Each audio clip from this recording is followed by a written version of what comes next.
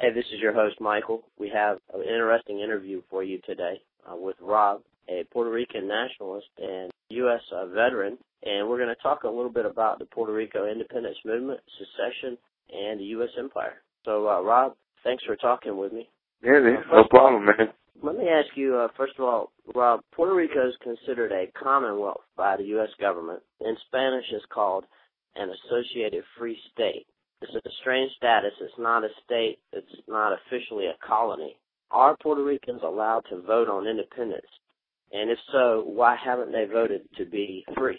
Well, first of all, thanks for getting me on your show. First of all, we can vote on our own government. We have our own local government. Any decision in the Puerto Rican territory can be decided by Puerto Ricans. Even though the United States has the final say, they can veto any law that we might vote for, whatever. There have been plenty of plebiscites, that's how you call it. We had a couple, I think the last one was in the late 90s, if I'm not mistaken. It was pretty split between staying as an associated free state and becoming a state. And actually, there was a very low percentage of independence. And the reason why every time we try to vote for independence, there's a lot of history behind it. I think people want independence, but they are afraid of change. We've been part of the United States for 114 years. It's hard to imagine leaving things like the American dollar, leaving things as, being able to fly the United States without any problems or anything like that. And also, the American government itself puts pressure on Puerto Ricans to not vote independence. How? A lot of the independent movement leaders have been put to jail. Still, right now, there's one of them that's in jail right now. He's been in jail for more than 30 years. His name is Oscar. I don't want to say his last name, but to not get into a lot of trouble. But he's been in jail for over 30 years, and people don't want to end up in jail for voting independent. And I think making us independent will stop the flock of Puerto Ricans moving to the United States. We have a lot of doctors and we have a lot of educated people that cannot find jobs here. They move to the United States. So we're losing so many people that can contribute for good in the island, moving to the United States. And right now, free education, free college education is, it's pretty much impossible now. They're imposing fees. It's a very difficult situation right now with the United States. And with the American dollar, things are way more expensive now. Prices have jumped over 50%. It's a bad situation, man. I think that the independence for Puerto Rico is the answer to these problems, and having a partnership with the United States. I think that, that's the way to go. Perhaps something like Canada has with England or Australia has with England, some kind of association like that. Exactly. You said it. That's right there. That's a really good point. For the people who've never been to Puerto Rico, and you've lived in both, the mainland United States and also in Puerto Rico, how culturally different is Puerto Rico from the United States? It's like night and day. It's night and day. I mean, you come to Puerto Rico, you see signs in English, but you do not see what you see in the States. I mean, we're Latin Americans. I think when the Americans first came here in the early 1900s, they tried to impose the American way of life on us. They tried to impose the English language on us, and it didn't prevail. It didn't prevail. We have our own identity, and an identity that took over 500 years to form. It's not going to change overnight. It never did. Spanish is still the main language. We have our own food. I mean, we have our own customs and traditions here. and they're very different from the United States. And the perfect example of that is the 4th of July. You know, it feels like a regular day here, you know, and deep down inside, I celebrate it. You know, I am an American citizen. I serve overseas for the United States with the Army. But it's really weird, man. Just to give you that for an example. Right. How strong do you think the Puerto Rican independence movement is today? And also, let me ask you, is there an independence party, and how strong is it? Yeah, the Puerto Rican independence movement is actually gaining momentum. Right now, the government that's in place is a very Republican-like government. Republican as in the U.S. political party? No. We have our own political parties here, but they have the same mindset as the Republicans in the States.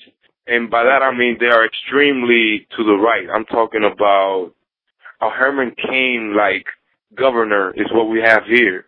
They give incentives and low taxes to corporations and millionaires, and the rest of the population, which is, we're talking about 45% of people here, according to the U.S. economy, are living under poverty. So that percentage has to pay the bill that the rich folks don't want to pay.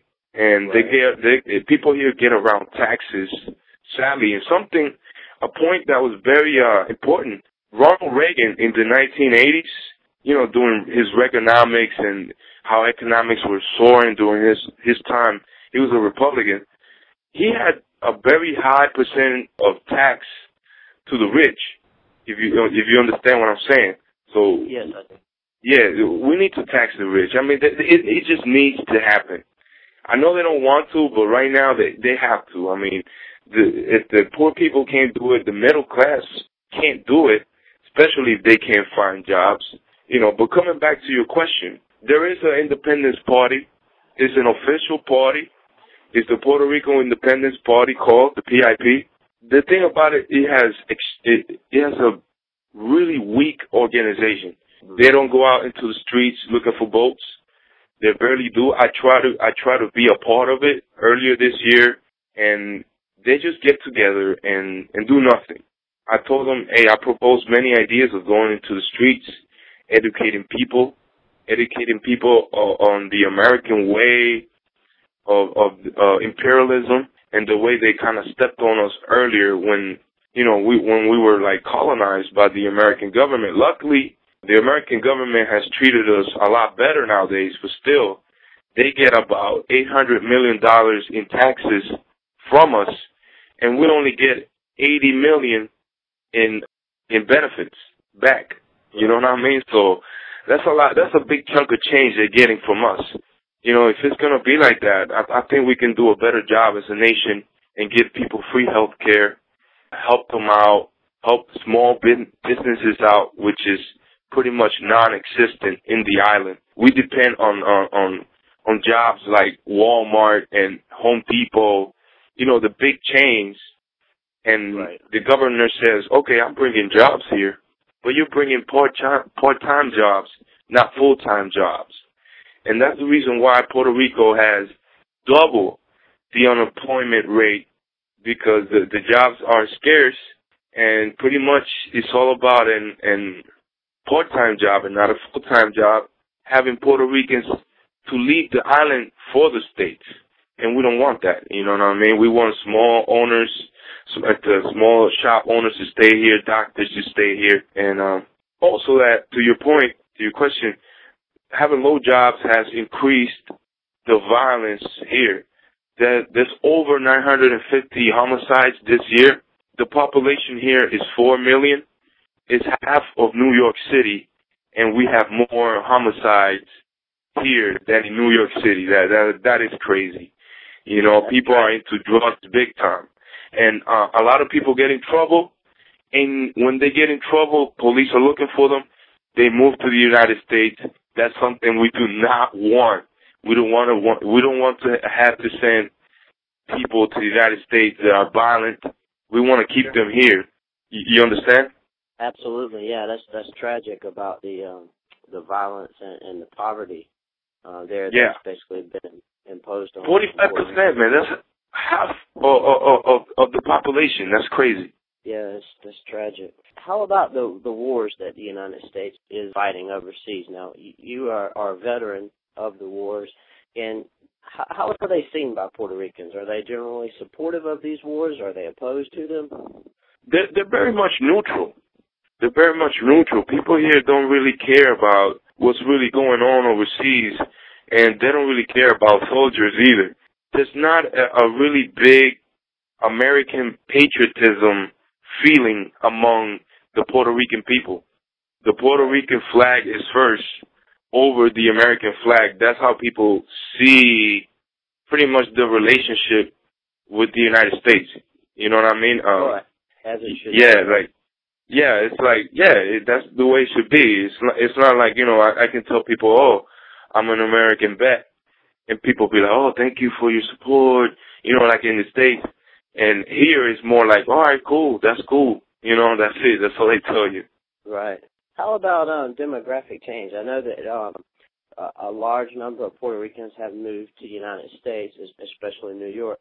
But how about Americans and other foreigners moving into Puerto Rico? Is the demographics in Puerto Rico changing? It's a very minor change, to tell you the truth. San Juan, which is the metro area, has a pretty, I wouldn't even say decent. I would say a small amount of Americans actually come here, and about 90% of them come here for business. It's a really small amount of Americans that actually come here to live, or actually live here, or actually live, like, you know, a long time here. Like, people live here for a while, they see the situation here, and pretty much bounce back to the United States, which is sad. Is really sad. But you know, people here are very supportive of American people coming here to live. You know what I mean? Actually, an American can come to a bad neighborhood and say that he's lost, and people will actually help him. You know what I mean? Completely different from Mexico. You know what I mean? I've seen it with my own two eyes. You know what I mean? The other day, we were hanging out in like this really bad impoverished area, trying to educate some people and about the independence movement. And some Americans showed up, and hey, we're lost. We don't know where to go. Can anybody here speak English? And we helped them out. Actually, the people in the neighborhood took them to like a hotel area, got them a taxi. They were pretty set to go. So yeah. Well, that was very nice. It's great that there's good relations, you know, despite the politics. Yeah. There's always have been a great relation with the American people, with Puerto Ricans. I mean, always. Let me ask you another question, Rob. Do you think that the U.S. can maintain control over Puerto Rico indefinitely? It always has. It always had control over Puerto Rico. No matter how much they let us do, they always have the last say. And I think being a associated free state tells you that. It's been 114 years. We are the oldest commonwealth in the history of the world, because before that, we were a colony of Spain.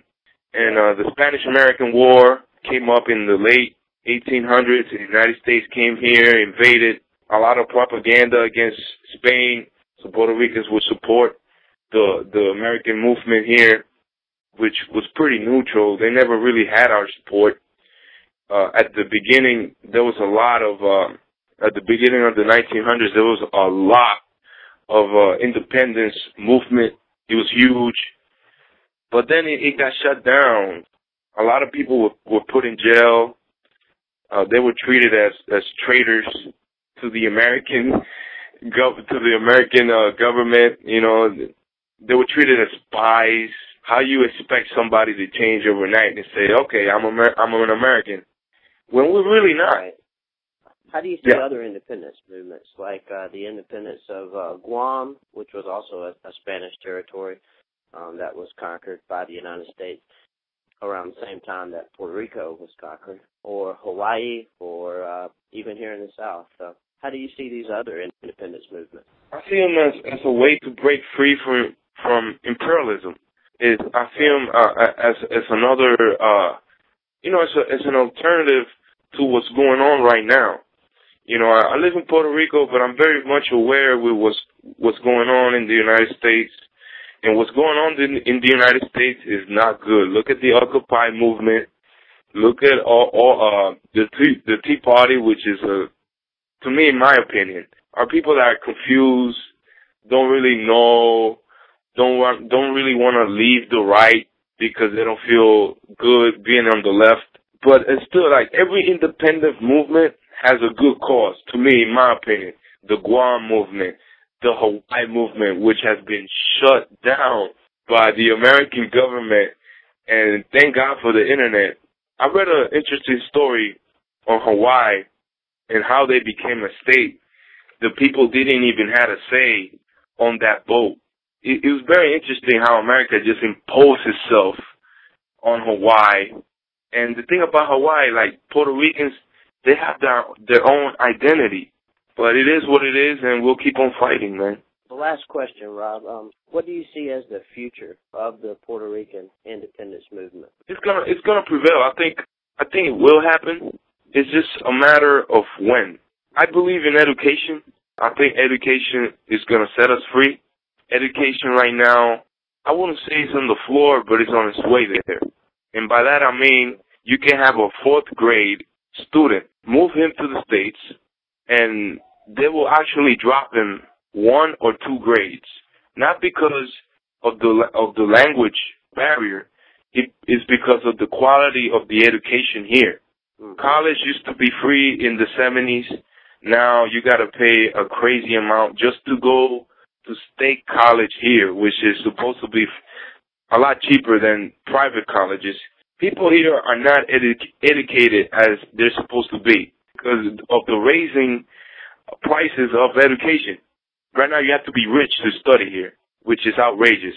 I think the day that people realize that our education is being messed with, and then they become educated, and they see the real American history or imperialism and what's really going on right now with the banks and the bureaucracy, fascism, and all that stuff that's going on with the American government, it's going to happen. And we're almost turning the corner to getting there. And when we turn the corner, the fear of voting for independence will go away, and we'll become an independent and sovereign country. You know what I mean? That's what we strive for, and I hope it happens. And I hope to have a really good and strong relationship with the United States, but as a sovereign country. Well, Robert, I want to thank you for talking with me today and doing this interview. I wish you and the Puerto Rican independence movement all the best. Oh, thanks a lot, man. Appreciate that. I'm a big fan of your show, man. Thank you, Rob. I appreciate it.